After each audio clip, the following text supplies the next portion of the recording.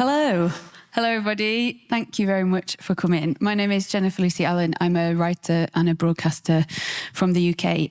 Really happy to be back at Unsound. I just arrived this morning and doing this first talk with one of my favourite artists at the moment, Wojciech Rusin. Thank you. So usually at these talks, I sort of do a little biography for people, but actually what we're going to do is kind of talk about where Wojciech is coming from as an artist as we go through these kind of slides, because there's like a really massive visual element and sort of tactile element to his work that we're going to sort of... There's some actual pipes on the table.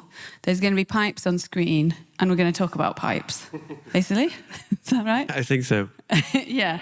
So, for anyone who doesn't know your work already, and I think probably most people who are here might have heard something from one of the last couple of albums, but can you maybe just briefly articulate the different areas in which you work? Because it's a sonic project, and you've got the pipes, and you've got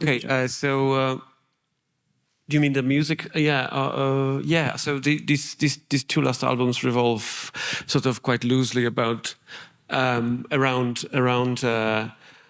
speculative old music in the widest sense. Maybe something. It's very. It's just. Feels like too cozy almost. It kind of fits with the visuals of what we're looking at, though. Yes. Yeah. The decadence of it all. I mean. Yeah, so I don't know, I guess there was a brief fascination about, early Renaissance music when I started recording the funnel, and there were various, noise elements in it as well. And then I started working with the soprano on the other album, so there were all these kind of strange takes on perhaps early Renaissance music to some kind of neoclassical period, but in a kind of very unresearched, impressionistic way almost, because, I was kind of fascinated about certain moods and things which I kind of stole from that period of European music and kind of, if we were talking about speculative music, it was sort of the reimagining of the past through some kind of a lens of the future. We're going to talk about speculative element of things in a minute, I think. Yeah, but... So you've got the sort of, that's like the sonic world that you're operating in, but then can you sort of explain a bit about how the other aspects of your work sort of fit into that? So you've got the Unreal Engine kind of sort of visual side, and also the instrument making, which is what you can all see on screen. Yeah. Yes. Let me think for a second. Why not start with the pipes? Tell us where the pipes came from. Okay, so yeah, that's easy because the pipes are kind of quite a practical. They started as a kind of practical problem of perhaps finding new timbres, but also redefining or refreshing the experience of playing electronic music with a laptop. So they're kind of erect and attention-seeking, sort of half sculptures, half objects, half instruments. So there was one kind of very aesthetic aspect about, like, visual aspect of those pipes. The other thing was I have to think, because when I started my studies at Goldsmiths, that was a period where I kind of really liked the ancient reed, the double reed, which is this kind of archaic sound, this archetypal sound, how Maria Schaeffer, this theorist, describes something which is sort of in our memory almost, and just pulling this thing from the deep past somehow and connecting it to some kind of a possible future with those instruments and with this technology that I didn't know anything about. So yeah, because these. So maybe let's also go back a little bit further, because these are all 3D printed, but that's not how you started making pipes. Can you explain a bit about the kind of instrument making, sort of children's textbooks and stuff that you use? Well, yeah. I mean, like basic kind of. Yeah, I remember somebody was talking in an interview about a book of instrument making for children, I think, and there were some very basic concepts of acoustics, which I liked because they were quite, straightforward, and how resonators work and how you can put a string on a drum and all these resonating bodies and how this really works. So then I was, trying to do things in my studio in Bristol where I would put some strings on drums and like buy, saxophone mouthpieces and try to record them, but also process them slightly. And this kind of ambiguity of the sound was quite interesting because there was something very organic about this. But at the same time, if you, for example, get rid of the vibrato of those instruments, they sound a little bit like a sort of primitive synthesizer. And, in the kind of sonic realm, it all oscillates between these two things, maybe something which is kind of familiar and also slightly, or maybe organic and artificial, sort of some other binaries. And is that something that you were trying to do at that time, which is escape that sort of binary, and also is that an element where you're trying to escape the historical baggage of instruments? Well, not at that. I think it's just started with sort of like timbres, just looking for a timbre because there was a big hype. I remember at some point everyone was, collecting modular synthesizers and it was quite, unaffordable in a way and quite nerdy and quite fascinating at the same time. But I was thinking like maybe there's an avenue where you could actually record things and have your hand. I mean, I like having, touching things and having my hands on the stuff that I'm recording, because it's just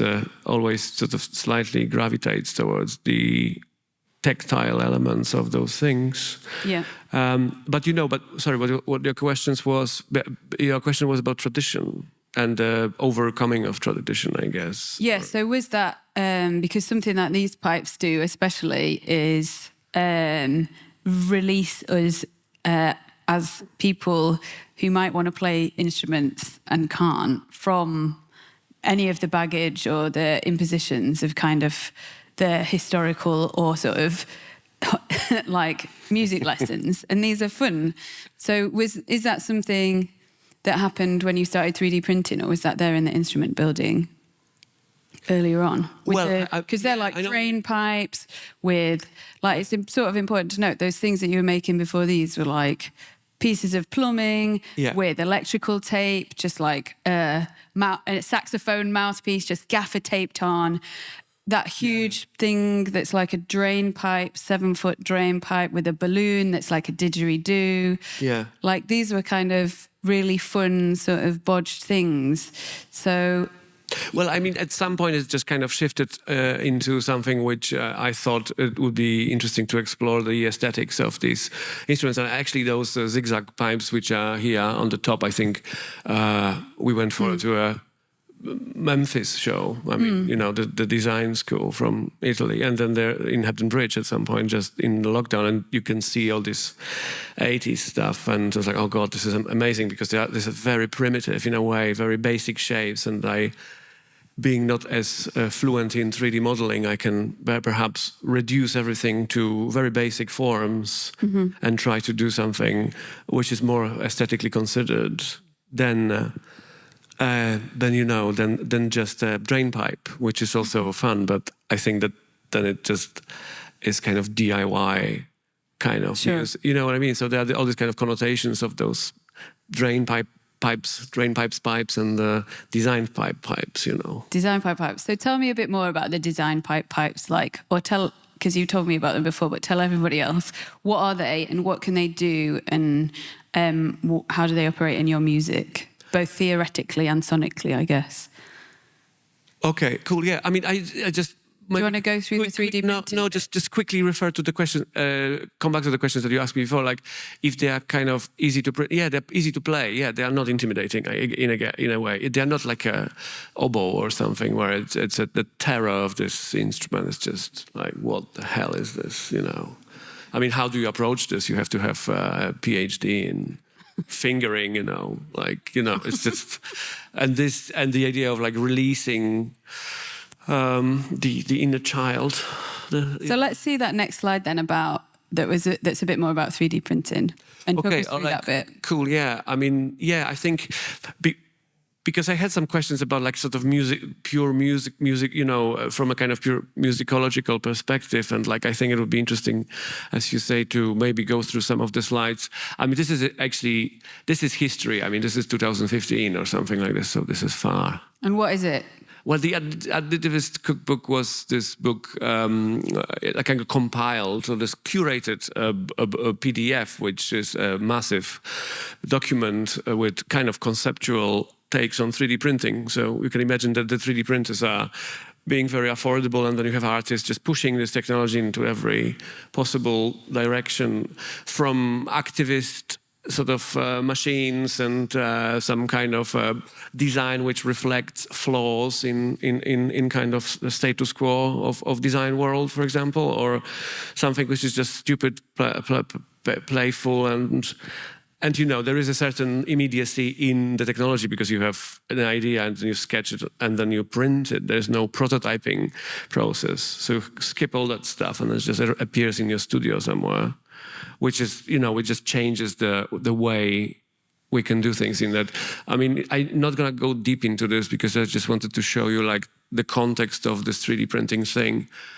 And it kind of dies out, I think. Like, there was a hype on like everyone's just pushing this into many places, directions. And then, I couldn't really find anything exciting than like, 5 years ago.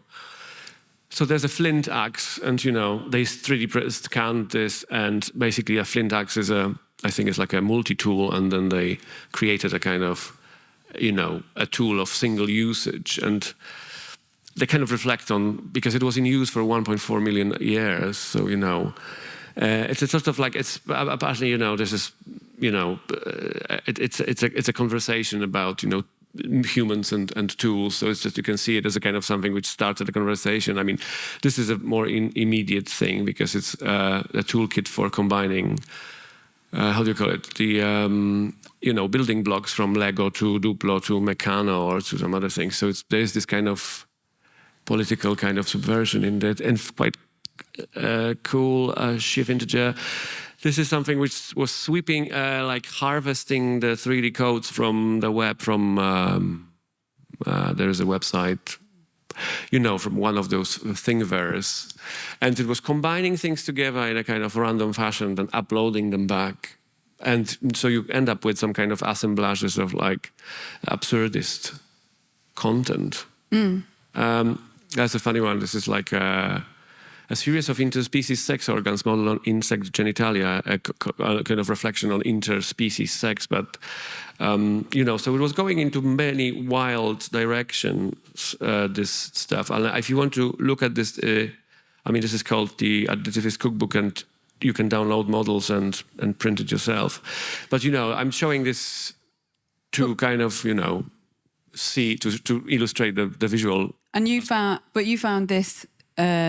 this was important for you and how your pipes developed. Well, I saw this in Bristol, in Spike Island, when this just came out, and then and there was a period where I wasn't yet studying sonic arts, but that was sort of in the background somewhere, that I was aware of this technology, but didn't really know how to use it and how it really works, and then by chance, I realized that, like 3D printing a cone is quite easy, actually, because it's quite a symmetrical shape. It just 3D prints it from the bottom to the top, and it's quite a clean design, But we could talk about... but then let's talk a bit more in detail about the pipes, though, and because also there's a slide there that references Jennifer Walsh. So tell me about how Jennifer Walsh relates to your pipes. First Jennifer Walsh, then the pipes. Yeah. Okay. Yeah. Because there is you said that you wanted to talk about Jennifer Walsh's sort of archive of the Irish avant-garde, like the sort of speculative archive of an Irish avant-garde that never existed, and sort of bringing up this question of musical histories, and that plays into the way you developed your pipes in the idea of speculative histories or musicologies? Yeah, so I think that the context just appeared there, because then I was like, they could be my Polish pipes, you know. They just became. They just, but also just one of the context of them could be this, I think. And I was... So unpack that a bit, because that's the most interesting thing that I think is about your work, about you as an artist and your specific sort of identity, I guess, as a Polish artist living in Britain, and the way you were able to develop the way you did develop these Polish pipes in terms of those conversations with a supervisor at the time and sort of playing. Can you sort of tell that story again about playing with those lines between sort of made up history and history? Yeah, okay. So, well, oh God, there's just quite a lot of angles, but maybe. So they became these Eastern European pipes when I had a conversation with somebody who, I was playing a kind of Middle Eastern scale on a guitar, and he said, "Oh, this is interesting that you're playing this Eastern European scale," and I found it interesting. It was like, okay, so there's a misunderstanding here, which kind of shifts the geographical region somewhere quite far into the east, and I found that this could be a reason to then basically dwell on this, and perhaps instead of didactically showing something that this is not true, to coding it even more, to complexifying it even more, and create this, the pipes and the music of this kind of mythical place, which is this, I'm from Rzeszów, which is sort of closer to the Carpathian Mountains, to this kind of like Carpathian region, and bring designs from the Carpathian region, but also kind of make a fantasy about, make a speculation about this, what this music could be and what the instruments could be. And I just found it hilarious, because I could propose certain things at the university, and I said that I would put some kind of Polish, pagan, symbols, and I could get away with this because nobody was questioning me. So so it's like, okay, and then you just kind of go with this, and then talking about Jennifer Walsh, of course, she I don't know if you guys are aware of her. I mean, she came up with this speculative archive of Irish avant-garde music. So she uses the archive as an art form, as a vehicle for unfolding certain ideas of, like, bringing the periphery into the center and remaking the heritage, so her heritage. So she said that she doesn't want to be, associated with, like, dead men and the, nationalist struggle or whatever, that she wants to have much more of an exciting history. So that she came up with, this website, and she came up with this history of, we have, for example, the Guinness Dadaists, and my favorite one is I can't pronounce this, but it's a nun, which she claims that she invented, minimal music before Le Monte Young, and an improvising nun in a nunnery in Ireland. Yeah. And then there's the funny thing is that she also commissioned some real artists then to make, real arts. I mean, like, to make the music, and she proposed this on this website, and she had like a massive interest from people saying, like, we didn't know about this. This is fascinating. And then she had to kind of reveal that this is a fabrication. But, but this is also starting a quite interesting conversation about, I mean, the most cheeky and funny way you can kind of bring political issues into the conversation of art, I think, I guess. Is by making pipes on archives. Just making stupid-looking pipes, yeah. But there is something that is really interesting about it, the way these developed for you, and the way you were able to play with those boundaries between sort of fact and fiction and art and speculation and history. Because part of Jennifer Walsh's point was that, this might have existed, Yeah. but there was actually, there's a lack of documentation. So if nobody documented your history, then, and I guess that's different. That's really different for your projects, but there's an element that nobody was aware of the history of the Subcarpathian region in the like British university system that you were part of, and that gave you a lot of freedom, I guess. Well, yeah, I think it's the kind of, it's the kind of the distance. Well, what we were talking before. I mean, I think that there's something where you pull something from the past, like this reed, and then you are kind of detached from the history because it's so far away in time, but you can speculate on it and you can kind of propose an alternative reading of that or just make it up because. But then again, with the Subcarpathian kind of traditional folk music, it's the geographic and political distance that you deal with, and I mean this also plays into our conversation now, which is when we talked about this. You said you were doing a talk at Unsound, and I said, why aren't you getting, a Polish speaker to do your Q&A? And yeah, well, yeah.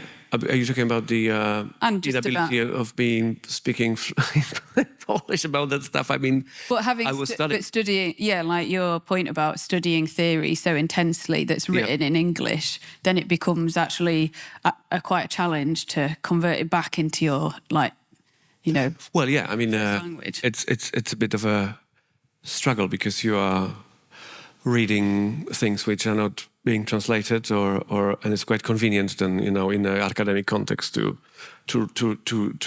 read in Polish if the course is in English, but it's definitely more material in English. But yeah, I don't know. You were talking about the multidimensionality of it. Yes. So actually, let's talk about if I remember rightly, is the next slide about the theatre pieces? Is it? Is it? I mean, I don't know. I mean, should we see? Let's see. Yes, I remember it right. What is this? So, explain what we're looking at here, and also this is a good opportunity to talk about the image on the left, which is explain a bit about this theatre work, and then I'll ask you about alchemy. Well, I thought that it would be interesting maybe to show this slide because it, shows the context of where I was coming from in terms of instrument design.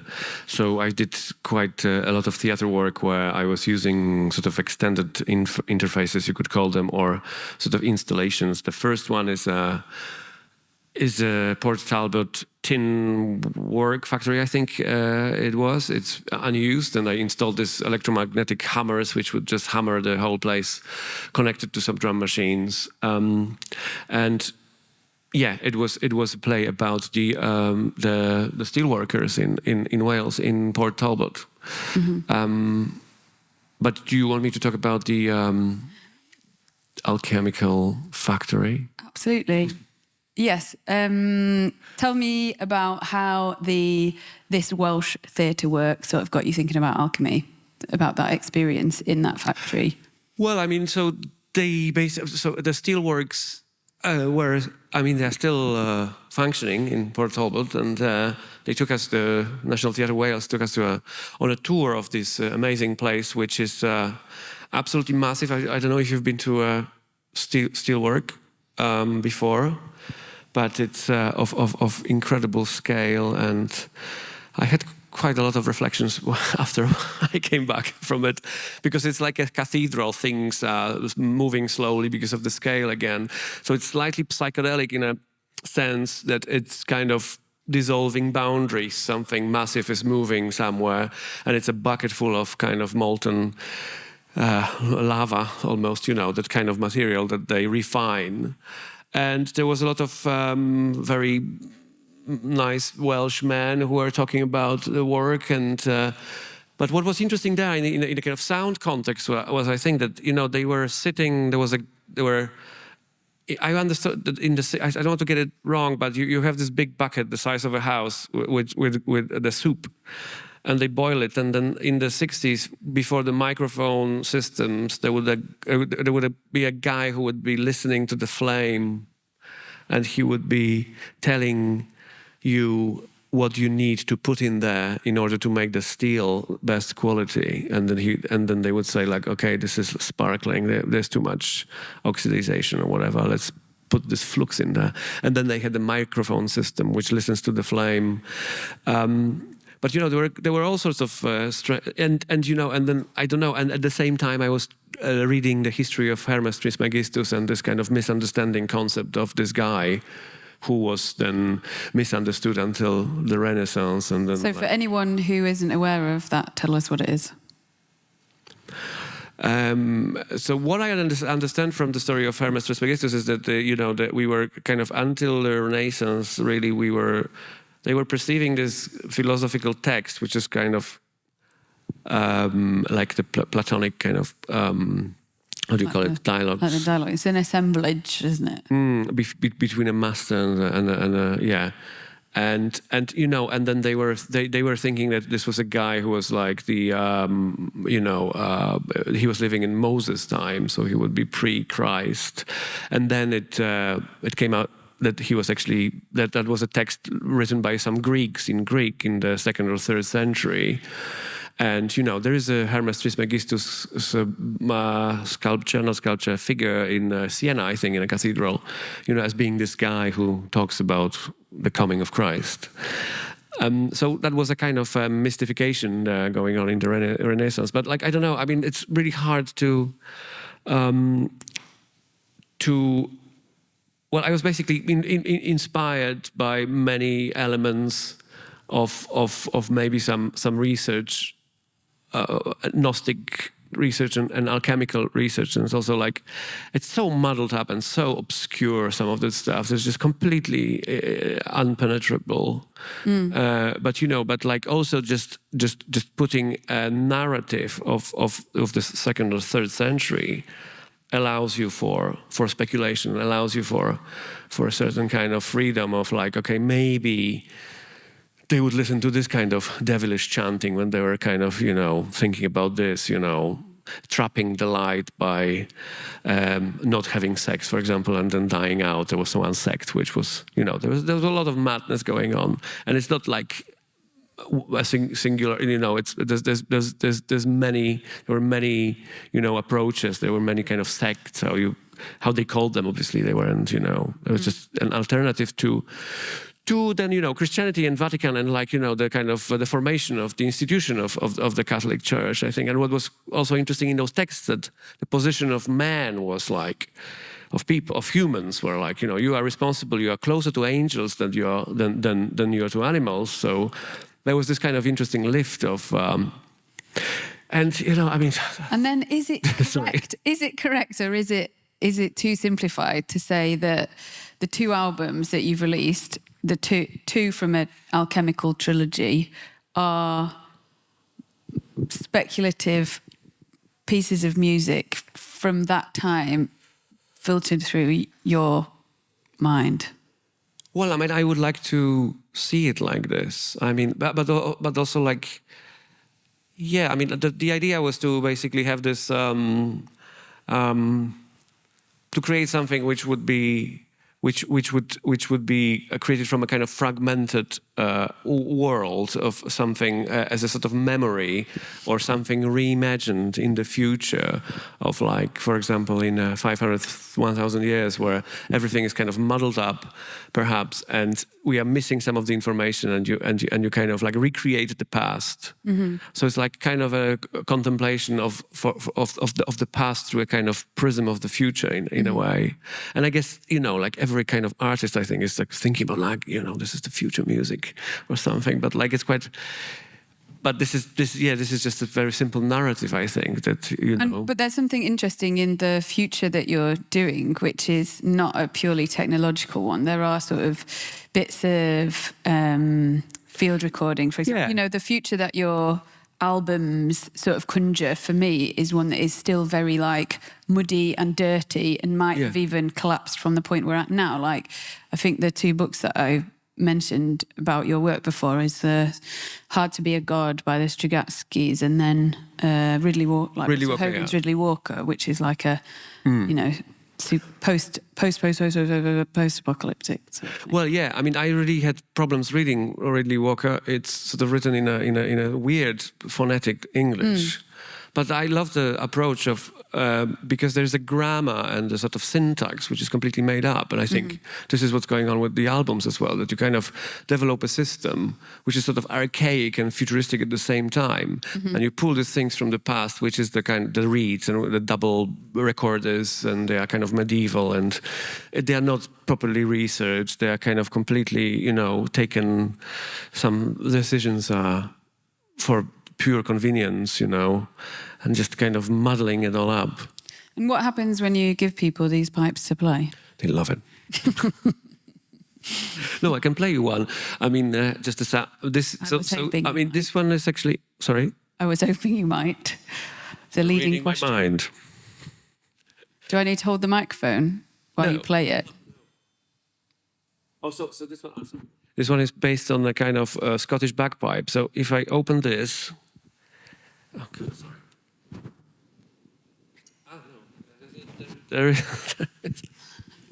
There is a reed in there. And this is how it sounds. And it's supposed to sound like the kind of chanter of the bagpipe.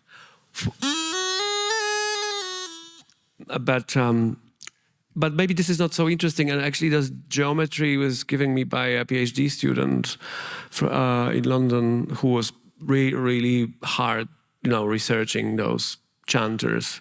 Do you know the Scottish bagpipe, which is this kind of instrument? And this is the practice chanter that they use for practicing without having the sack attached. But this one is a sort of more evil one because it's the same kind of reed, but the geometry is too loud and too big, and it sounds.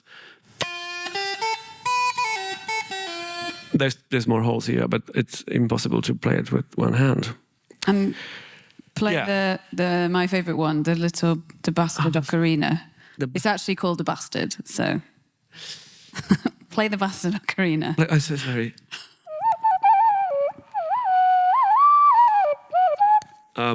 So this is supposed to be a very clever microtonal instrument, but I never found my way to tune it.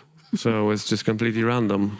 Yeah, so tell me about when you are trying to use these instruments in, as we're going to hear on Wednesday, in concert scenarios. But because there's a duality here. There's perhaps something like less precise than for example, an oboe in the tuning. Oh yeah. But there's also here you go.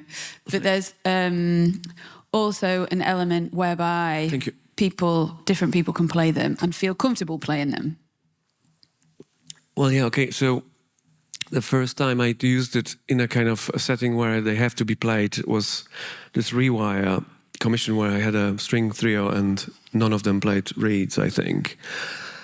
And I, you know, and they were kind of all trained musicians, and I said, look, this is something which is kind of a bit of a sound-arty thing. You don't have to play it. There is no right or wrong thing. So there's a kind of liberation in this, and then it was quite fun to basically come up with some kind of strategies for a sort of live performance with those pipes, you know, because you could then do some silly things like staccato sounds or more legato sounds to create a drone.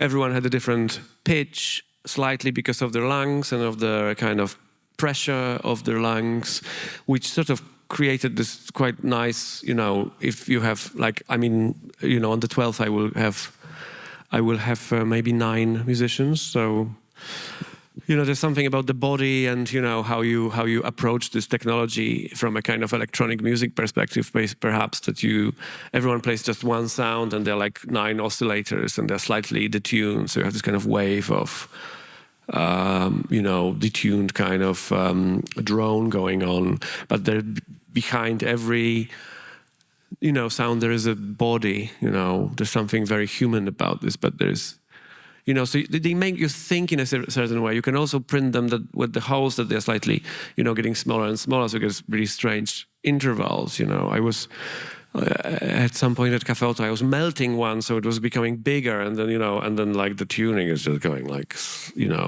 completely off, and then you ask the musicians just follow the tuning and just go with the tuning, of this, and then I was slightly like, oh God, like we never played in a situation where instruments being stretched, for example. I don't know. The plasticity of this is quite interesting, because I'm still kind of finding new ways how to do things, which is not a kind of virtuosic instrument playing, I think. So in that kind, they are kind of liberating, I think, from that whole thing, classical training, Yeah, and like I mentioned at the start, all the baggage that comes along with that, be that like the historical baggage or people's personal negative, not speaking personally, negative experience with music lessons. But then maybe now is a good time for you to tell us a bit about what you're going to be doing on Wednesday, because this is a special commission. Oh, there's another pipe. That's a good. I'm just gonna change the slide just for. Okay. Oh yeah. I don't know if I can tell. Can I? Is this a surprise? No. We can have it as a surprise, and we can talk about the Unreal Engine things and the way that also sort of ties up a lot of these ideas that we're talking about. It is a new thing. I mean, in a sense that it has been some of the material has been completely rewritten for a larger ensemble. And there is a soprano, which, I never work with, and I never work with this. The biggest addition, I think, to the music is the percussion. And there's a lot of, graphic scores that they are playing from. So I came, for the rehearsals just with maybe 60% in sheet music, and then the rest is basically graphic scores that they interpret in such a great way. And that was also quite interesting because you have this completely fixed elements and then this completely free elements. Not completely, but, they're much more open. And there's, I mentioned percussion as well. And the instruments, and visuals, So the visuals are a third sort of elements to it. Yeah, but you've got a slide of the visuals, I think, as well, somewhere in there. Pipes. Okay, so the speculative Polish music. I mean, just quickly, they are basically propositions of exhibition of medieval etchings of hard sort of scientific evidence that this was played in Poland, but obviously I made it up and I presented it at the university as this kind of Polish thing, which wasn't true. I mean, people knew about this, but, just the kind of idea of like, there is a paper, from 12th century. I found it. I had 3D printed. And you say, you told me about skipping into your supervisor saying, you'll never guess what I found, another Polish pipe. Another Polish pipe, yeah. That's great. Anyway, that's great. Is it? So let's because I really love your Unreal Engine work. It has this deeply uncanny and fairly absurd element to it. So what is going on in this world that you're building? So I guess this is a kind of take. I mean, it's the same world that exists in the music, or the same subjects, the same kind of concepts. The concept of classicism as being this kind of objective aesthetic measure, and how you can somehow reflect on that, having all these 3D scanned sculptures from the Louvre and from other museums, and suddenly you can, I'm very not very fluent with this software, but I kind of managed to do a kind of world where I'm happy how this kind of relates to the music. So I mean, in the first piece, there's a soprano singing, and then you have this kind of fountain, which is maybe slightly based on the Trevi fountain in Rome, with this, ridiculous elements of like stone carved in stone, basically, and then some other elements of figures and this kind of turquoise, water. So I think we were talking about this as well, about this kind of. The ideas of classicism, they kind of, but also if we scroll down, we have something much more maybe uncanny, as you say. There's this kind of unconscious world of dreams in a way, but also of those Baroque forms and of the saturation. I think in the music there's something also which plays on the idea of like the decadence and the kind of oversaturation which you very often have in Baroque, in any. And I was thinking that maybe that's interesting because there's this weird kind of attraction-repulsion thing going on with this. But there's also the other binary, which is the culture and nature and the kind of, And, I think it's also interesting maybe to talk about, like, what I understand from the kind of 17th century, break when we go 18th century, we go to enlightenment. And then, when William Blake talks about, like, we're losing something, guys, maybe we should look at sort of intuition, divination technologies, and not be not surrender to reason in a way. And there was this saying that if nature is where the devil lives, which I really love because it's like you shouldn't look in there, you shouldn't. There's something, peeking. Stick with your own brain, lads. Don't go in there. And the mushrooms. There is something interesting going on historically, which maybe relates to the Baroque point that you're making, which is about we sort of throw around this idea of history, but actually all history at its very best is incomplete. And so we don't, the idea of this being historically inaccurate says something about the way we use the word history anyway in the first place, like that it's about accuracy. And is that history's, I've just opened a massive can of worms here. No, but you're talking about fluidity of history, and that's it's fluid. It's like you. Yeah, and there's lots of important conversations going on at the moment, and some of them on this stage about how history has completely failed in certain ways and erased, and sort of sometimes in violent ways. And there's also an element where even anything recorded in history is never recorded everything. Yeah. Well, yeah, there's definitely a kind of a reflection on the past in different periods of the past and all different kind of paradigms of thinking in what's happening there. I think I like to think that I'm creating something which could be like there's obvious also references to Piranesi in the first slide, and his kind of speculative archaeology, I guess, when he was putting basically Roman ruins together. So he would have a column, and then he was drawing it and etching it, and then he just added something else that he remembered, and then he was sort of doing this kind of weird assemblages of stuff as a documentation, but also as a speculation and kind of fantasy world. What I understand from what he was doing, but I think there was a kind of archaeological take on that work that he was, So that's your version of the Piranesi. It's just got a big smiley face in it.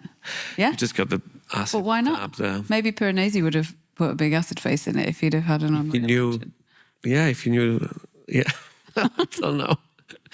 But yeah, it's all kind of intermingled, and I think it's interesting. I find it interesting that you kind of go into areas of science, for example, social sciences, and then you intermingle the past with the present, and there's always a pretense of like, it's not actually, but like sometimes I get questions like, but are they properly tuned? And it's like, there's no properly in this, I'm not trying to recreate a historically accurate medieval chanter. That was never my ambition to do. I'm just taking this, but also it kind of reminds me of AI.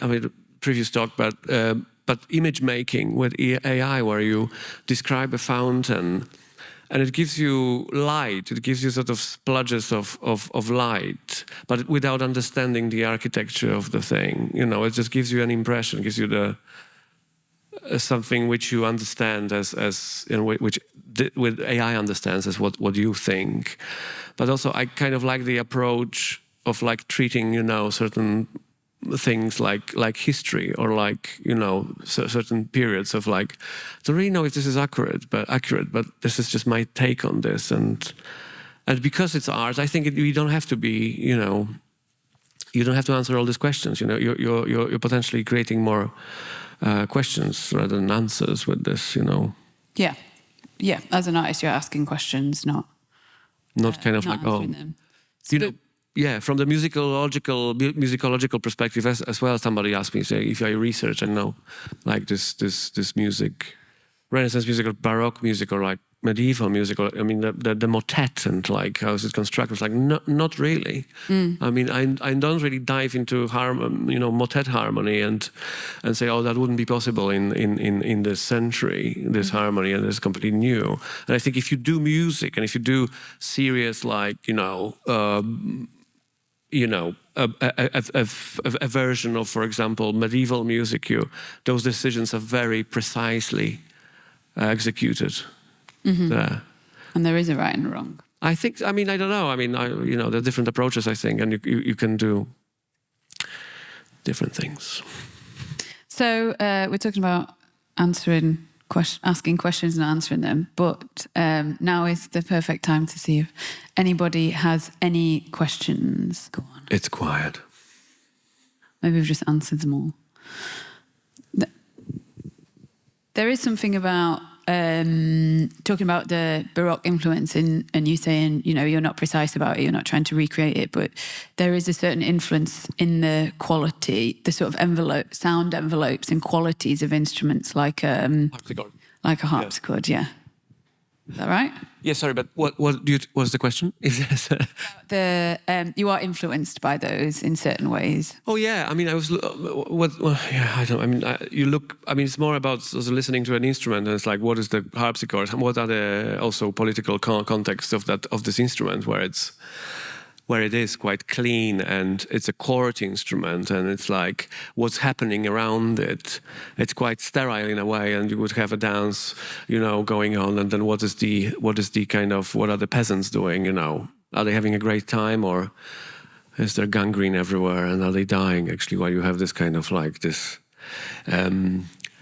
godlike kind of sparkly laser kind of synthesizer playing in a castle somewhere. And then looking at, for example, even Vivaldi and his kind of concertos, and like replacing certain things, certain voices, and extending certain voices, and like playing with in a quite sort of nonchalant and disrespectful way. I think it's kind of something which probably will happen more, which I will probably explore. Saving up for in the next album. Does anyone have any questions before we wrap up? I think everyone's ready for the party. Yeah, we are going to get going in a minute. Hi there. You've talked about so many different aspects of your work, and I'm kind of formulating this question as I go, so I apologize if it's not terribly articulate, but when you're talking about speculation in your work and also in the work of people like Jennifer Walsh, for me it brings up this idea of moving away from this absolute or this sort of truth, or like a personal truth that you're trying to express through your work, and perhaps moving towards this idea of blurring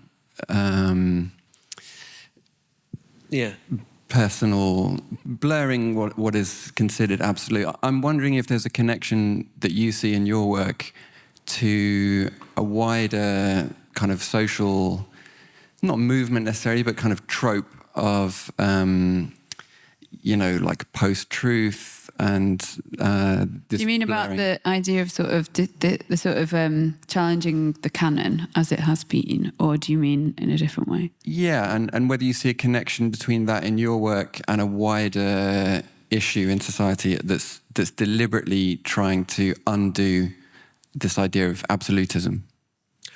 Well, yeah, I mean, you can use the fact that people are rewriting history and remolding history for their political gains. That was always the case, I think, in the kind of political struggle between different kind of people, I think. But if you're thinking, if you're talking about like Jennifer Walsher moving away, I think from a personal truth, I think she is actually maybe going closer to her personal truth, because her personal take on Ireland is this fantasy, or is this kind of speculation on a kind of remaking the canon. I always did read that project, actually, as she had a very close relationship with Tony Conrad, who was somebody that at that time was written out of the canon of minimalism. And so that project was, in a sense, like, minimalism was one of the most distorted histories that we had about 5 or 6 years ago. It missed so many people out who were right there, which we know about now, like Julius Eastman, Joan LaBarbera, people like that. And I always read that project as a comment on how Lamont Young had written Tony Conrad out of minimalism. But that might be my fan theory. So, well, yeah, just to wrap up, just to open another can of worms. But anyway, I think I don't know how it really fits into a wider conversation. I guess it's just questions, perhaps. It's not for me to. I mean. Yeah, it perhaps shows a possibility of there's also a danger in this, that you're kind of like making stuff up that was never there, and especially in a kind of more of a political context, that we are like, oh no, but the Bible said, that was really like this, so now your body is my body. This is a great danger of a kind of speculation. But when it operates in a realm of art, I think it just kind of opens all sorts of questions, I think, and all sorts of I don't know, you can just focus on areas which weren't there, or weren't in the discourse, in the public discourse, or weren't popular, no? Or were completely, non-existent, as you say about Tony Conrad. He was never considered, in the kind of like 10 years ago, nobody would, they would say about Lamont Young, they would never say anything about, I guess, Tony Conrad,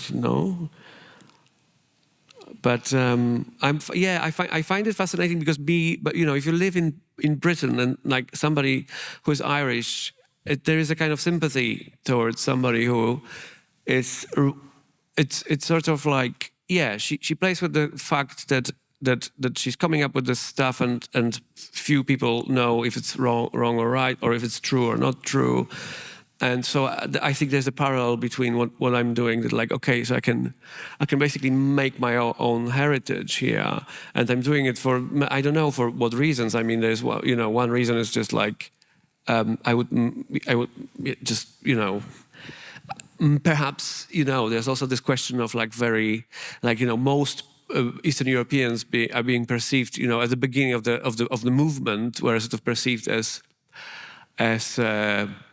perhaps great builders or something like this, so every kind of like stereotype, I think, is also maybe on a kind of social level, it somehow unfolds or undoes something, where you come up with a fiction and you're like, look at this, is this true or false? Because don't take things for granted, perhaps, but not in a kind of didactic way, in a kind of playful, just tickling some social kind of laziness, You know what I mean? It's just... Yeah. There is a playfulness. The thing that I like about your work the best is the sort of playful, sort of absurd things. My favourite thing, which I've told you before, is the list of animals on the funnel, the eagle of arrogance and the dolphin of lust. So, these things are important. I think we are wrapping up. No more questions. Yes, we were just getting in. Yeah, that was just turning into a normal conversation. So I think it's a good time to wrap up, and it's quite hot in here, and there's a show on. So thank you very much, everyone, for coming this afternoon, and thanks very much to Wojciech for being a great Q&A-er. Thank you, Jen. Thanks, everyone.